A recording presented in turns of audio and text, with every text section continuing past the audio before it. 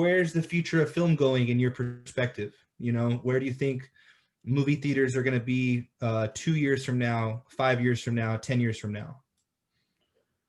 Well, the future of film and the future of movie theaters is two different things. I Yeah. mean, I had talked about this many years ago about movie theaters essentially turning into Broadway. And I actually saw an interview with Ron Howard like 3 months ago where he goes, "Yeah, movie theaters are going to turn to Broadway." Yeah. So I felt like I should have claimed that many years ago. But what it's going to be is if you can watch a big movie at home and you can get used to watching a big movie at home, people will do it. If you're scared to go to the movies for various reasons, whether it's health or whatever, you're going to stay home. So I think what's going to end up happening is you'll have some time where everyone is going to try to go back to the theaters to watch things because it's kind of nostalgic, but it's going to come always back to where it was going to go eventually, which is that the majority of movies are going to be streaming. And you're going to have art house cinema, you're going to have independent cinema and stuff like that that's going to get made and playing in 10 screens or 15 screens. But you're going to get to the point where you're probably going to see 10 movies a year playing in theaters. Like I'm talking like an AMC Regal, that type of thing, just like Broadway. And the movies each will play for like a month, 6-7 weeks, not a lot of competition. So you have Jurassic World, you have Transformers, you have Star Wars, you have the Marvel, Disney, etc. Where basically Disney has a stranglehold. Going to the movies, I said this before too, going to the movies will be called Disneyland. That'll be the next thing. Because if you just bought Fox and you own Avatar 1 and Avatar 2 now, and you own Deadpool and you own X-Men, and now you already have Star Wars, you have Pixar, you have Marvel, then you kind of locked in all the reasons why people would even want to go to see something on the big screen. Mm-hmm. And they have the marketing ability to get you to come into the theaters.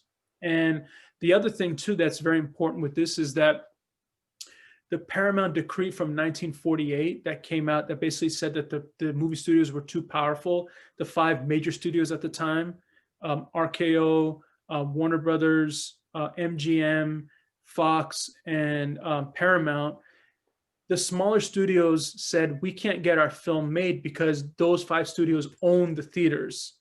So the Supreme Court said, you got to give up one of these to make it a level playing ground. So the studio said, we'll give up exhibition because exhibition, there's overhead and things like that. We want to control the product and we want to control how much of our product goes out. So we're never going to get rid of distribution. We're never going to get rid of production. Those are the 3 phases: production, distribution, exhibition. So this had been in place since 1948, meaning Disney cannot own AMC. Disney cannot own Regal.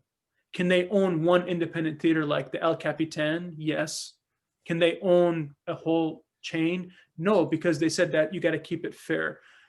The Paramount decree was basically removed earlier this year, which means that Netflix can buy AMC, Disney can buy Regal. And is this specifically because of COVID? Not really. They were already talking about it before. Okay. This is more of a business decision because Netflix and a lot of places had put pressure on them to say, like, why can't we own theaters? And again, it was because to keep it a level playing field. Now, when you look at AMC, they just are basically about to go bankrupt. Regal is having like all the theaters. How can you have 1+ years of zero revenue essentially, or very minimal revenue? They're struggling. And what does that mean? Perfect time for Disney to slide in and say, hey, we can get AMC at a discounted price. Look at all the theaters they have. And you might think, well, so what if Disney owns a theater? Who cares if they own AMC? Part of the danger of it is that you can set the price of whatever you want, right? So Disney might say, Marvel and Star Wars is $35.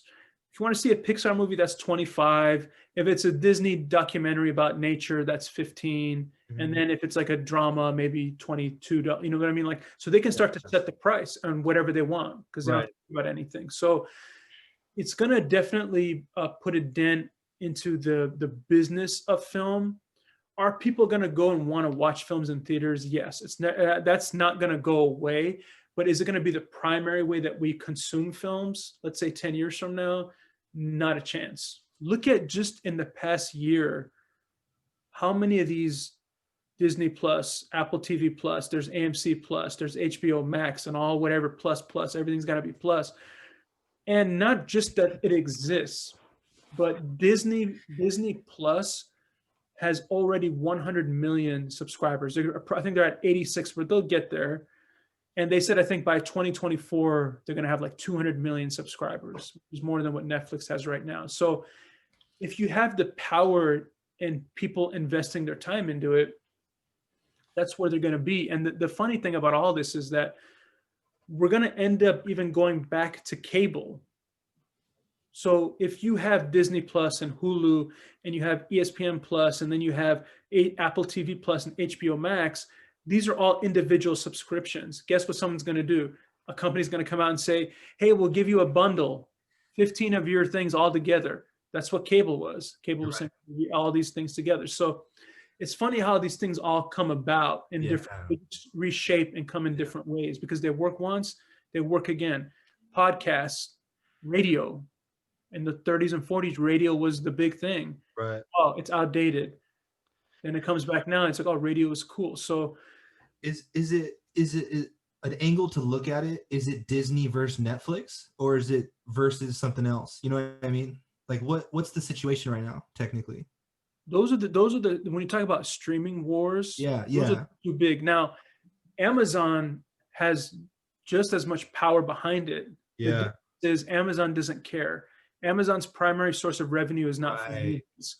Netflix's primary source is from movies and shows. So they have to do that. Amazon has, if Amazon wanted to, they could take down both. But Jeff Bezos is not somebody that's saying, well, I got to do it. And Apple also has the capability of putting their foot down, because they have so much cash. And I was saying that by the end of the year, or coming soon into this pandemic, Apple will make a big splash and purchase a big film. Let's say, like, I know it's not going to happen because it's already been announced, but something like Wonder Woman 1984, they would purchase that just to bring eyeballs and subscribers. Because right now, Apple TV is a little bit bare bone. They don't have too much going on. But right. Disney and Netflix have the best branding, so they have the most likelihood of success. But Amazon, if they wanted to, Apple, if they wanted to, could join. I mean, Hulu is already a part of Disney, so they're locked in. And HBO Max is like the other competitor, but you have to see how, and they're going to have all their movies out through streaming as well. So all the pandemic did was get us to where we were going to be anyway. So it's unfortunate, because I love to see Unhinged in theaters as much as I would love to see a Star Wars movie in theaters. I enjoy the experience, but it's a little bit dated.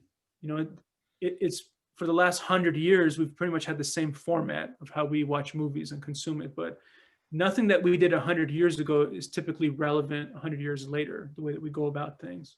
The thing that I get kind of bummed about, and I can't help but think, like, no one, out of all the things we're talking about with different points, the thing that I get discouraged about is we don't do anything anymore where we really detach from our cell phone and like commit to not being around our phone during the day. And it's like, you either have to be like in the ocean, or like in the pool, or in a movie theater. Like, I don't know, I can't think of any other things. Like, even people when they're exercising or working or anything, or watching a movie at home, their phone's on them. And when they get a vibration, they take it out of their pocket. And to me, it's like a church, the movie theater, in a way, where it's like, this is our escape, and we're all going to experience something together at the same time. And none of us are ever going to get taken out of something because we're not looking at our phones. We're completely dedicated to this moment. We're going to be in the moment right now all together. And it's weird. Like, if they could do something like, if you have to watch it at home, I think it'd be neat to somehow try to do the discipline of a Showtime also. Like, maybe that's a loss of money, that angle, but like that's a special thing for us to all be connected at the same time, watching something, experiencing something together, I mean, even what you said about church is a great analogy, because you have the devout religious folk that go every Sunday to church, right? So that would be someone like you and me, in terms of using the analogy of going to the movies every Sunday or Saturday, or like I did with my family. Then you have the churchgoers that go only for Christmas mass or Easter or a special occasion, Mhm. and that's what when we talk about the movies, that's what it's going to be. You're going to have the people that are not going to go every Sunday. They're going to go only for those special occasions of Christmas and mass and midnight mass and Easter, and those are going to be the Star Wars and things like that. So yeah, you're always going to have the people that are devout and dedicated and passionate, and they're going to go every week. But then you're going to have the people that will just go when they feel like they should go. The other thing is cost. If the cost is going to go up, it just doesn't make any sense based on the way that the prices are now. If you go to a movie now and you want to see, you can't go now, but let's just say back in when you could, and you wanted to see an IMAX movie or Dolby or 3D, whatever it was, you could be paying $25 a ticket. Yeah. And let's say you're going with your family. You want to show them a Jumanji 2 and it's holidays. You're going with a family of 4. That's $25 per ticket. You're paying $100 before you even walk in to see the film. And guess what? When you go with the family, it's the holidays. We want popcorn. We want a drink. We want chicken nuggets. And guess what? That's all another, chicken nuggets is like $50. A bottle of water. You have me with the chicken nuggets right now. A bottle of water is $15. M&Ms are $10. So let's just say you do like a minimum, like, okay, we're just going to grab, that could be another $50, $60. Correct. You're talking like almost $200 to go see a movie potentially, or let's just say $150. Right. Versus, do I just wait and watch it at home because I'm already paying $30 a month for Netflix, or I can just buy the movie for $20 when it comes out, and then we can watch as many times as we want. So supply demand is a big thing, but also people vote with their dollars. What makes sense for me? What's cost effective? Does it make sense for me to pay $100+ every time I see a movie? I can't do it every week. Right. I can do it twice a year. It's like Disneyland. You have people that have the year pass. That's cool. But you can't, as a consumer of Disneyland, go to there every week. You're going to go broke because it's expensive. So it's a tough scenario. It doesn't discourage me at all because I think the passion of making movies and watching movies is never going to go away. Cool. That type of storytelling connects with you in a way that other art forms do not, because it combines every art form together. Yeah. You have the visual, you have music, you have writing, you have costume design, you have set design, you have color schemes. It's the only art form that really combines everything together.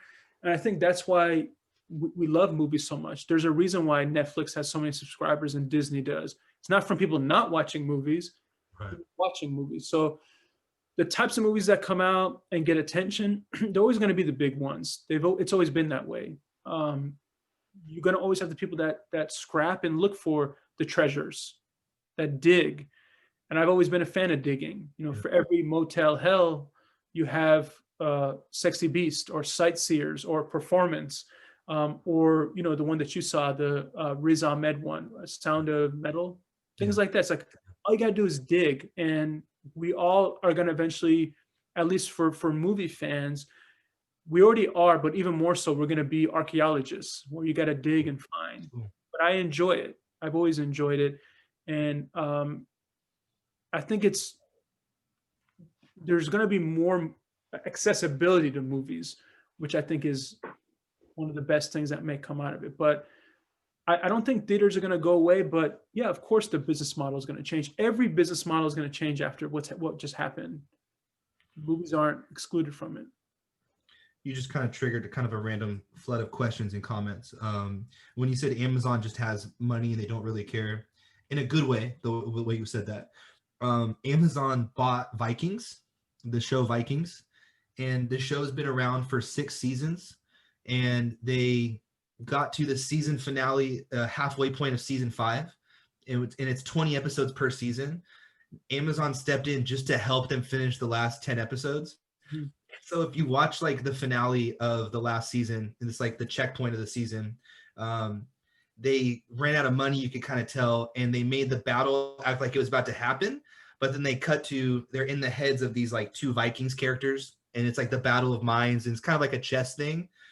But then you see the trailer for the finale, the final season of Vikings, and there's just so much money in it in a good way. Like it looks so good. They got a dragon, you know what I mean? Like it looks awesome. And it's just funny to think like, some of these shows are getting upgraded like crazy. And then my other comment, go They ahead. also have the Lord of the Rings series that they're doing right now, which That's that's huge. their big one of their big investments. Do you think if you could tell someone like Orson Welles or Scorsese more in the 70s and 80s, we want to give you an opportunity to make an extended movie that is multiple parts. Do you think they'd be open to that? Um, Like a TV series, essentially, these long movies. Do you think like that's where the future of film is, where we can't structure a film to be in a theater? Do you know what I mean? Like besides your Star Wars. you mean like a episodic, like Yeah. like multiple episodes? Yeah, like Queen's Gambit, True Detective, something that's structured where it ends within one season. Like I know they're structured like certain episodes and they're going to end, but I look at them as like long movies. Is that wrong? I mean, it's storytelling in a different form. Of course, when you look at a series, maybe 60 episodes, and each episode is an hour, you're spending 60 hours with the characters versus a 2 hour, 3 hour movie. So Yeah. naturally, it's going to be a different experience. Right. We're definitely in the second golden age of TV right now. I think people really gravitate towards that. The whole idea of binge watching. Yeah. Breaking Bad was, I believe it was Breaking Bad, Mad Men, and Walking Dead.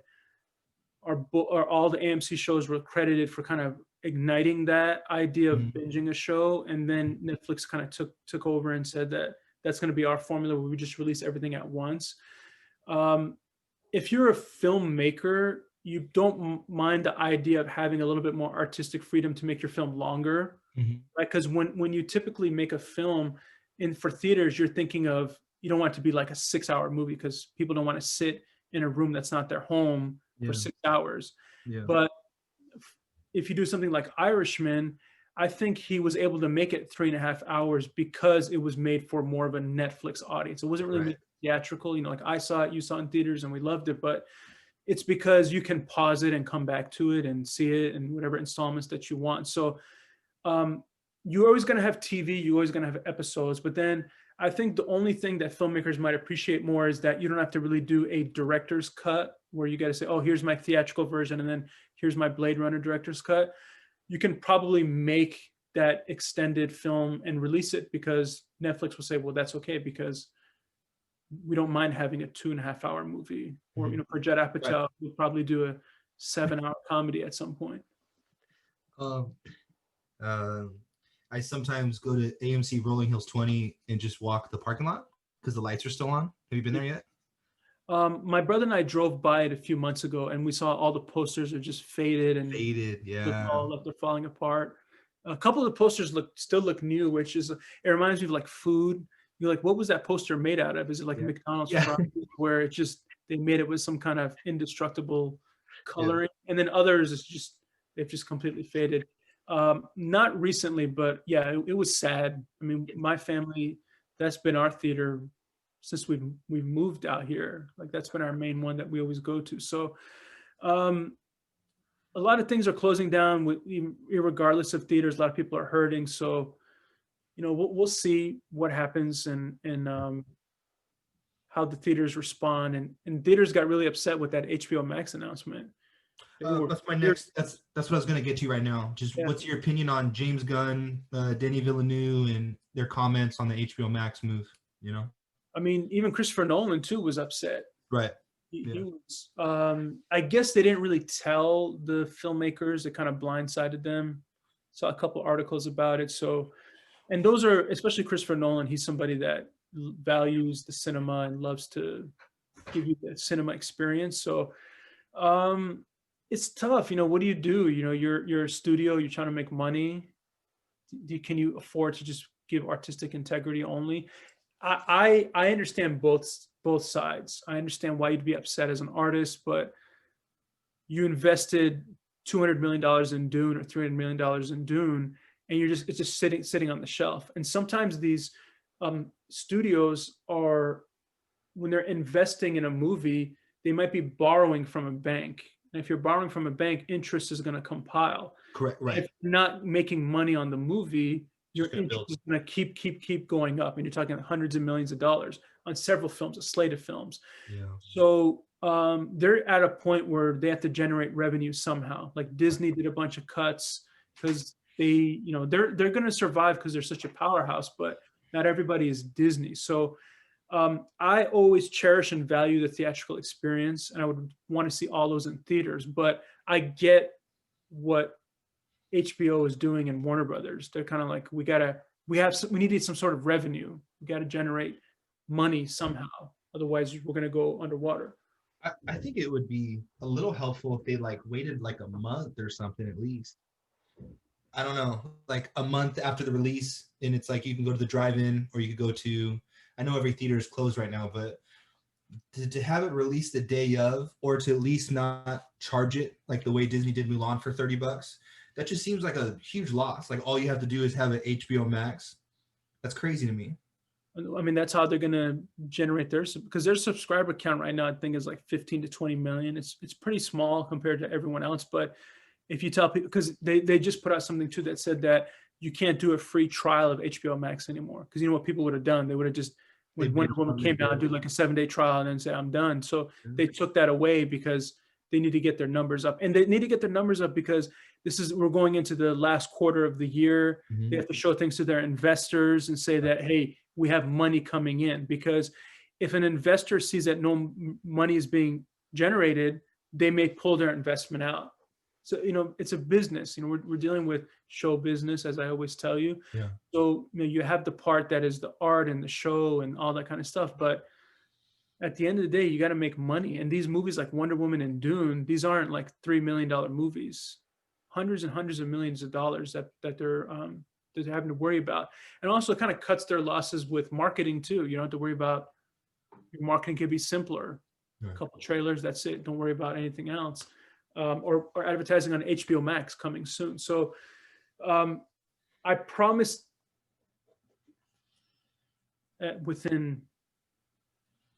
Say it again. Yeah, it was a slight glitch. Say it one more time. I promised that we were all going to get to this point eventually as consumers of cinema. It just happened faster than we wanted to, unfortunately. But the battle between staying at home and going to movie theaters, it is not anything new. It's always going to be there. This goes back to when radios came out. Theaters and studios were concerned. They go, oh, everyone's sitting at home and listening to ventriloquist act on the radio. We're going to lose our revenue. What did they do? They made larger scale films. They said, oh, come on. And they added sound. Hey, come to the movies. And they wiped the sweat off their brow and they said, oh, okay, we're back. Guess what happens next? TV is invented. Everyone says, well, I need to stay at home. Why am I going to go to the movie theaters? So what do? They do Cinerama. They do 3D. They do Technicolor. And they say, hey, you can sit at home and watch your show on a little tiny TV, because back then it was really small. Yeah. But you can't get a Technicolor Cinerama experience. So what happens? All of a sudden in the 50s and 60s, they wipe their brow and they say, oh, thank God. Then you get into the 60s again, and now you have that revolution in Hollywood that happens. And now the movies that are being made are not the same that they used to be. They're not making Mary Poppins. They're making Godfather and stuff that's more gritty and not necessarily for making money. And TV kind of continues to have big success in the 70s and 60s. And then what you end up seeing is in the 80s, you have that blockbuster era of movies that come out, where it's Star Wars 1, 2, 3, 4, 5, Karate Kid 1, 2, 3, Beverly Hills Cop 1, 2, 3, Superman 1, 2, 3, 4, 5, Rocky 1, 2, 3, and 4, Beverly Hills Cop 1, 2. So you have all these movies that now you say, oh, now I'm bringing you Back to the Future 1, 2, and 3, bringing people back into the theaters. So through the 80s and 90s, they gained that momentum back where people were coming to the theaters. In the 2000s, it switches back to the studio system again. And then around 2010, 11, binging. I want to stay at home. Studios wipe their brow. Oh, what am I going to do? I'm going to do Dolby. I'm going to do IMAX. I'm going to do 3D. I'm going to do all these things, 4D. Now we're in a new wall that's been hit. And they have to wipe their brow and say, how do we get people to come to the theaters? That's going to be, issue is, do people want to, number one, and then secondly, put out quality work. If the quality goes up, people will come and see it. Do you think we'll get to a position where everyone will, okay, like the whole Disney formula, right? They make movies for the age 5 to 80, right? For all ages, the films are kind of making. Do you think they're ever going to be, we will be in a position again where movies like The Godfather or movies like Dune that aren't for all ages still do well in theaters? Yeah, I think they can get theatrical releases, but I think it's going to be limited to probably certain filmmakers that can attract an audience that are established, like a Christopher Okay. Nolan or Scorsese and these types of people. Yeah. Um, I hope so, because I mean, every filmmaker that does a movie, they want it to be seen on a big screen. Like, you imagine that, the way that you film it. But um, the dominant form of people consuming is on either a laptop, on a cell phone, on a screen at home. So that's the way that people are going to be looking at it. But I hope, I would never do a blanket statement and say that, hey, we're never going to see a Godfather level of success theatrically. Like, that's a drama, because whenever you say never is when something is going to happen. So um, I think definitely it's possible. You're going to see. Is it going to be as frequent? Probably not, but I still think people enjoy that process of just sitting in a theater with strangers with the lights off. And Yeah. again, this is talking about more of the what's happening now, but even after all this, I Correct. think people still have a nostalgic.